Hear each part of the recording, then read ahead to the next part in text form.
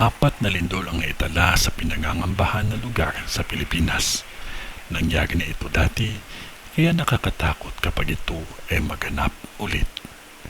Yan ang ating tatalakayin sa video na ito.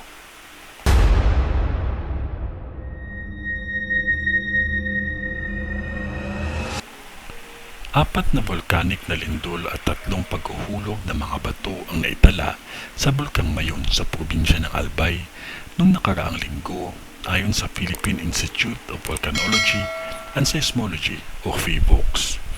Ayon sa naturang ahensya, ang Bulkang Mayon ay nagbuga ng usok na umabot sa 100 meters papuntang kanluran. At nakitaan din ito ng isang pagkinang, pero ito ay makikita lamang kapag gamit ng isang telescope. Nagbuga din ito ng 586 na tonelada ng sulfur dioxide flux. Pero ayon sa PHIVOLCS, nasa alert level 1 pa lang naman daw talaga ang Bulkang Mayon. Pero nagbigay ito ng babala na bawal muna pumasok sa 6 km radius ng bulkan.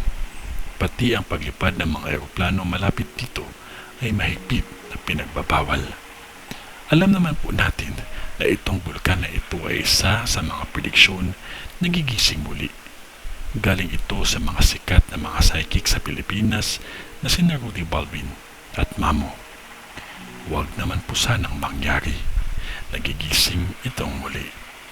Magdasal na lang at manalangin. Kayo po mga Kapi-TV, ano po sa tingin ninyo? Kung ano man yun, wala pa din makakatalo sa taimtim na panalangin natin sa Diyos Amang makapangyarihan sa lahat. Sa ngalan ng Diyos Ama, ang Diyos Anak, at ang Diyos Espiritu Santo. Amen.